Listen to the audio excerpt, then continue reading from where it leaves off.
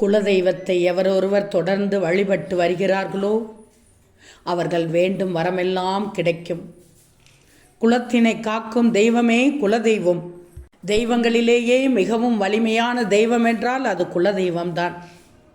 குலதெய்வம்தான் நமக்கு எளிதில் அருள் தரும். மற்ற தெய்வ வழிபாடுகளின் பலன்களை பெற்றுத்தருவதும் குலதெய்வம்தான். குலதெய்வம் பெரும்பாலும் சிறு தெய்வமாகவே காணப்படும். சிறு தெய்வம் என்று அவற்றை அலட்சியப்படுத்தக்கூடாது. அதன் சக்தியை அளவிட முடியவே முடியாது.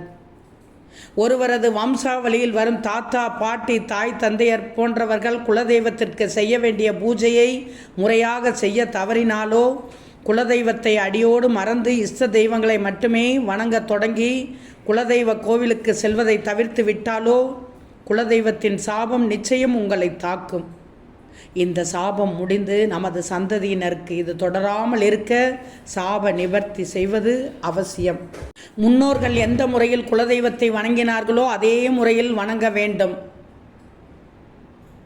நமது தவறுக்காக குலதெய்வத்திடம் மன்னிப்பு கேட்டுக்கொண்டால் சாபம் தீரும். ஒருவரின் குடும்பம் தழைக்க குலதெய்வ வழிபாடு அவசியம்.